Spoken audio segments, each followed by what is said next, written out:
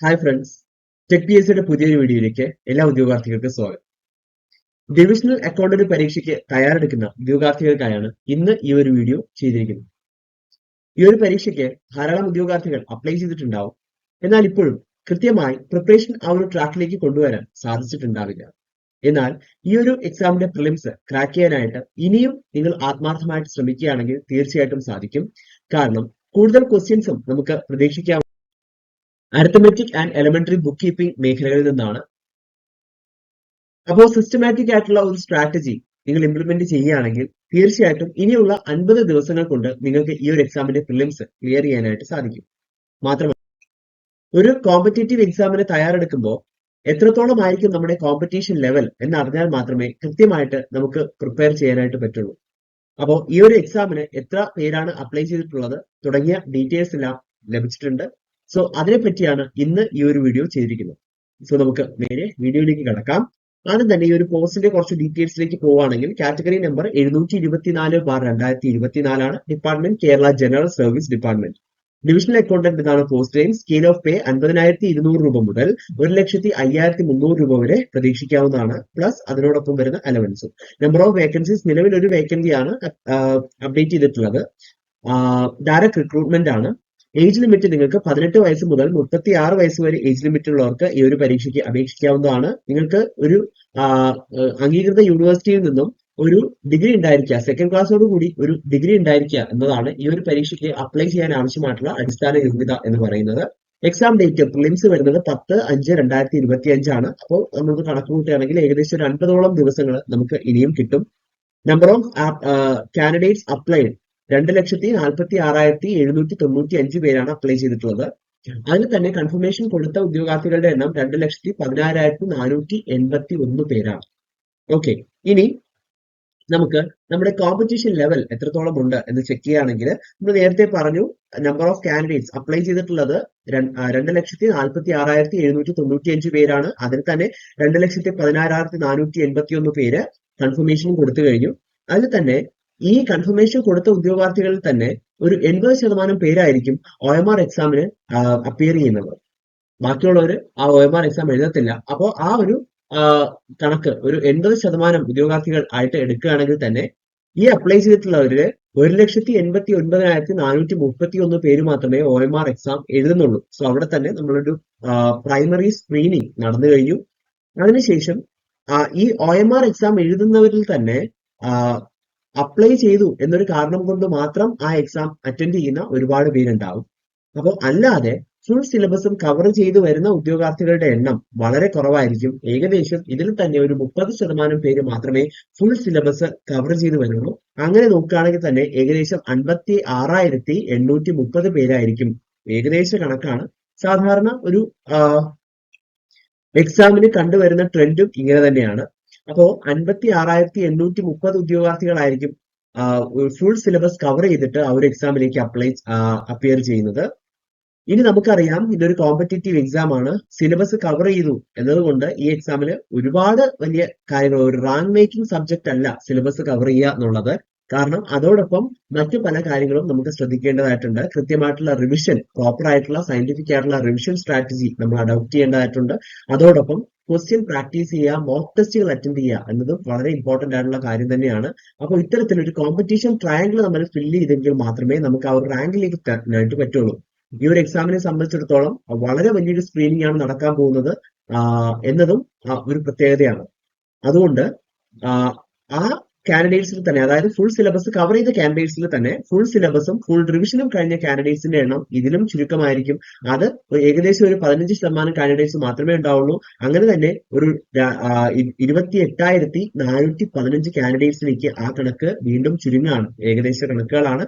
അതിനുശേഷം full syllabus cover ചെയ്യുകയും full റിവിഷനും quality mock test സീരീസും അറ്റൻഡ് ചെയ്യുന്ന ഉദ്യോഗാർത്ഥികളുടെ എണ്ണം വീണ്ടും കുറയാണ്. ഒരു 7.5%ഓളം കാൻഡിഡേറ്റ്സിന്റെ ഒരു ഡിഡക്ഷൻ അവിടെ വീണ്ടും വരും. അതാണ് ഒരു ജനറൽ ട്രെൻഡ് എന്ന് പറയുന്നത്. അപ്പൊ തന്നെ വീണ്ടും കാൻഡിഡേറ്റ്സിന്റെ എണ്ണം 14,208 പേരായി. ഓക്കെ, അതോടൊപ്പം ഫുൾ സിലബസ് കവർ ചെയ്യുകയും ഫുൾ റിവിഷൻ കവർ ചെയ്യുകയും ഒരു ക്വാളിറ്റി മോക്ക് ടെസ്റ്റ് അറ്റൻഡ് ചെയ്യുകയും കൃത്യമായിട്ടുള്ള റൈറ്റ് മെന്റർഷിപ്പ് ആൻഡ് ഗൈഡൻസോട് കൂടി വരുന്ന ഉദ്യോഗാർത്ഥികളുടെ എണ്ണം അതിലും വളരെ കുറവായിരിക്കും. അത് ഒരു അപ്രോക്സിമേറ്റ്ലി 1684 കാൻഡിഡേറ്റ്സിലേക്ക് നമ്മുടെ കണക്കുകൾ വീണ്ടും ചുരുങ്ങുകയാണ്. അപ്രോക്സിമേറ്റ് ആയിട്ട് കഴിഞ്ഞ ട്രെൻഡ് നോക്കുകയാണെങ്കിൽ കഴിഞ്ഞ വർഷത്തെ പ്രിലിംസ് ക്ലിയർ ചെയ്ത കാൻഡിഡേറ്റ്സിന്റെ എണ്ണം എന്ന് പറയുന്നത് 600 പേരാണ് പ്രിലിംസ് ക്ലിയർ ചെയ്തത്. അപ്പോ ഈ ക്ലിയർ ചെയ്ത 600 പേരും കോമ്പീറ്റ് ചെയ്തത് നമ്പർ ഓഫ് കാൻഡിഡേറ്റ്സ് അപ്ലൈഡ് ആ ഒരു വലിയ ഡിജിറ്റിനോടല്ല, അതായത് 2 ലക്ഷത്തിൽ മേലെ വരുന്ന ആ ഒരു ഡിജിറ്റിനോടല്ല, പകരം 1684 എന്ന് പറയുന്ന ആ ഒരു ചെറിയ കണക്കിൽ നിന്നാണ്, അല്ലെങ്കിൽ ആ ചെറിയ ഗ്രൂപ്പിൽ നിന്നാണ് അവർക്ക് കൃത്യമായിട്ടുള്ള കോമ്പറ്റീഷൻ നേരിടേണ്ടി വന്നിട്ടുള്ളത്. അപ്പൊ ഇതാണ് നമ്മുടെ കോമ്പറ്റീഷന്റെ ആ ഒരു ലെവൽ, ഒരു കണക്ക് എന്ന് പറയുന്നത്. ഓക്കെ, കൃത്യമായ സിലബസ് കവറേജ്, അതോടൊപ്പം full revision, quality mock test, അതുപോലെ ടോപ്പിക് വൈസ് ടെസ്റ്റുകൾ അറ്റൻഡ് ചെയ്യുക, റൈറ്റ് മെന്റർഷിപ്പ് ആൻഡ് ഗൈഡൻസ് ലഭിക്കുക എന്നിങ്ങനെ ഈ ഒരു കാറ്റഗറിയിൽപ്പെട്ട ഉദ്യോഗാർത്ഥികളാണ് നമ്മുടെ റിയൽ കോമ്പറ്റീറ്റേഴ്സ് ആയിട്ട് വരുന്നത്. അപ്പൊ ആ ഒരു ഗ്രൂപ്പിൽ മുന്നോട്ട് വരാനായിട്ട് എന്തെങ്കിലുമൊക്കെ ചെയ്യാൻ നമുക്ക് ഇനിയുള്ള ഈ 50 ദിവസങ്ങൾ തീർച്ചയായിട്ടും മതിയാകും. അതുകൊണ്ട് ഇനിയും പ്രിപ്പറേഷൻ സ്റ്റാർട്ട് ചെയ്യാത്ത ഉദ്യോഗാർത്ഥികൾ ഉണ്ടെങ്കിൽ തീർച്ചയായിട്ടും നിങ്ങളുടെ പ്രിപ്പറേഷൻ ഉടൻ തന്നെ ആരംഭിക്കാവുന്നതാണ്. ഇനി നമുക്ക് ഈ ഒരു പരീക്ഷയുടെ പ്രീവിയസ് അഡ്വൈസ് ഡീറ്റെയിൽസ് നമുക്കൊന്ന് നോക്കാം. ടോട്ടൽ ആപ്ലിക്കൻസ് 2,39,861 പേരാണ്. അപ്പോൾ ആപ്ലിക്കൻസിന്റെ ലെവലില് സ്ലൈറ്റ് ആയിട്ട് ചെറിയൊരു ഇൻക്രീസ് വന്നിട്ടുണ്ട്. കാറ്റഗറി നമ്പർ 392/2021 ആയിരുന്നു. ഫിലിംസിന്റെ കട്ട് ഓഫ് 65.7 മാർക്കായിരുന്നു. 631 പേരാണ്, അതാണ് നേരത്തെ 600 എന്ന് പറയുന്ന ഒരു ഡിജിറ്റ് പറഞ്ഞത്. 631 പേരാണ് ഫിലിംസ് ക്ലിയർ ചെയ്തത്. ഇനി മെയിൻസിന്റെ കട്ട് ഓഫ് എന്ന് പറയുന്നത് 500-ൽ 219.2 ആയിരുന്നു. മെയിൻസ് ക്ലിയർ ചെയ്ത എല്ലാവർക്കും അഡ്വൈസ് ലഭിച്ചിട്ടുമുണ്ട്. ഇനി കാൻഡിഡേറ്റ്സ് അറ്റൻഡഡ് മെയിൻസ് എന്ന് പറയുന്നത് 167 പേരാണ്. അതായത് ഫിലിംസ് ക്ലിയർ ചെയ്ത എല്ലാവരും മെയിൻസ് അറ്റൻഡ് ചെയ്തിട്ടില്ല. അതിൽ തന്നെ 17 കാൻഡിഡേറ്റ്സ് ആണ് റാങ്ക് ലിസ്റ്റിൽ ഇൻക്ലൂഡഡ് ആയത്. ആ 17 പേർക്കും അഡ്വൈസ് ലഭിക്കുകയും ചെയ്തു. റാങ്ക് ലിസ്റ്റ് പബ്ലിഷ് ആയത് 1/10/2024 ലാസ്റ്റ് അഡ്വൈസ് നടന്നത് 23/10/2024 ഓക്കെ, സോ ഇനി നമുക്ക് ഈ ഒരു എക്സാമിന്റെ സ്ട്രക്ചർ നോക്കുകയാണെങ്കിൽ നിങ്ങൾക്ക് കാണാനായിട്ട് സാധിക്കും. Preliminary exam 100 മാർക്കിനാണ്. പക്ഷേ preliminary exam final rank final rank list publish ചെയ്യുന്നതിൽ അതിന് വലിയ ഇമ്പോർട്ടൻസ് ഇല്ല. കാരണം പ്രിലിമിനറി ഒരു ക്വാളിഫയിങ് എക്സാം മാത്രമാണ്. പ്രിലിംസ് ക്വാളിഫൈ ചെയ്താൽ മാത്രമേ നമുക്ക് മെയിൻസ് എക്സാം എഴുതാനായിട്ട് സാധിക്കുള്ളൂ. സോ ആ ഒരു കടമ മാത്രമാണ് പ്രിലിംസ് ആവുന്നുള്ളൂ. അതൊരു എലിമിനേഷൻ എക്സാം ആണ്. വലിയൊരു സ്ക്രീനിങ് അവിടെ പ്രിലിംസിൽ തന്നെ നടക്കും. അതിനുശേഷം മെയിൻസ് എക്സാം. മെയിൻസ് എക്സാം എന്ന് പറയുന്നത് OMR എക്സാം അല്ല, ഡിസ്ക്രിപ്റ്റീവ് ടൈപ്പ് ഓഫ് എക്സാം ആണ്. 500 മാർക്കിനായിരിക്കും ആ എക്സാം നടത്തപ്പെടുക. ആ എക്സാമിന്റെ മാർക്ക് തീർച്ചയായിട്ടും സെലക്ഷന് ഉപയോഗപ്പെടുത്തും. അതോടൊപ്പം 20 മാർക്കിന്റെ ഒരു ഇന്റർവ്യൂ കൂടെ ഉണ്ടാവും. ആ ഇന്റർവ്യൂവിന്റെയും മെയിൻസ് എക്സാമിന്റെയും മാർക്ക് കമ്പൈൻ ചെയ്തിട്ടായിരിക്കും നമ്മുടെ ഫൈനൽ റാങ്ക് ലിസ്റ്റ് വരിക. ഓക്കെ, അവിടെ തന്നെ മെയിൻസിന്റെ സ്ട്രക്ചർ നോക്കുകയാണെങ്കിൽ മെയിൻസിൽ നമുക്ക് 3 പേപ്പേഴ്സ് ആണുള്ളത്. General knowledge, precise and general English, elementary book keeping and arithmetic and administration. അതിന് തന്നെ GK-യിലും ജനറൽ ഇംഗ്ലീഷിലും 150 മാർക്കിനായിരിക്കും നിങ്ങൾക്ക് എക്സാം ഉണ്ടാവുക. അതിൽ പാസ്സാവാനായിട്ട് 60 മാർക്ക് വേണം. ഇനി എലിമെന്ററി ബുക്ക് കീപ്പിംഗ് ആണെങ്കിൽ 150 മാർക്കിൽ 60 മാർക്ക് തന്നെയാണ് പാസ്സാകാൻ വേണ്ടത്. Arithmetic and mensuration 200 മാർക്കിനാണ്. അതിന് 100 മാർക്ക് ഉണ്ടെങ്കിൽ മാത്രമേ ആ പേപ്പർ ക്വാളിഫൈ ചെയ്യാനായിട്ട് പറ്റുള്ളൂ. അപ്പോൾ എല്ലാം കൂടെ ഒരു സം നോക്കുകയാണെങ്കിൽ ടോട്ടൽ 500 മാർക്കിന് നടക്കുന്ന ഒരു പരീക്ഷ, അതിൽ 220 മാർക്ക് മിനിമം ലഭിച്ചാൽ മാത്രമേ നമുക്ക് ക്വാളിഫൈ ചെയ്യാനായിട്ട് പറ്റുള്ളൂ. ഇനി ആ 220 മാർക്ക് ലഭിക്കുക എന്ന് പറയുമ്പോൾ ഫോർ എക്സാമ്പിൾ എലിമെന്ററി ബുക്ക് കീപ്പിംഗിലും അരിത്തമെറ്റിക് മെൻസുറേഷനിലും വളരെ നല്ല ഹൈ സ്കോർ, അതായത് ബാക്കി കാൻഡിഡേറ്റ്സിന് കിട്ടിയതിനേക്കാൾ ഉയർന്ന സ്കോർ കിട്ടുകയും GK-യില് ഈ ക്വാളിഫൈങ്, അതായത് പാസ് മാർക്കിന്റെ എത്താതെ ഒരു പക്ഷെ അത് ആ പേപ്പർ ക്വാളിഫൈ ചെയ്യാൻ പറ്റിയില്ലെങ്കിൽ പോലും നമുക്ക് ഈ ഒരു എക്സാം ക്വാളിഫൈ ചെയ്യാനായിട്ട് പറ്റില്ല. അപ്പം ഈ പാസ് മാർക്കിന്റെ പെർസെന്റേജ് എന്ന് പറയുന്നത് GK-യിലും എലിമെന്ററി ബുക്ക് കീപ്പിംഗിലും 40% വീതവും അരിത്തമെറ്റിക് ആൻഡ് അഡ്മിനിസ്ട്രേഷനിൽ 50% മാർക്ക് ഉണ്ടെങ്കിൽ നിങ്ങൾക്ക് ആ ഒരു പരീക്ഷ ക്വാളിഫൈ ചെയ്യാനും പറ്റും എന്നുള്ളതും വളരെയധികം ശ്രദ്ധിക്കേണ്ട ഒരു കാര്യം തന്നെയാണ്. അപ്പൊ ഇതാണ് മെയിൻസ് എക്സാമിന്റെ ഒരു സ്ട്രക്ചർ. അത് പൂർണ്ണമായും ഡിസ്ക്രിപ്റ്റീവ് ആയിട്ടുള്ള ഒരു എക്സാം ആണ്. ഇനി പ്രിലിംസിന്റെ സ്ട്രക്ചർ നോക്കുകയാണെങ്കിൽ ഒബ്ജക്റ്റീവ് ടൈപ്പ് ഓഫ് എക്സാം ആണ്.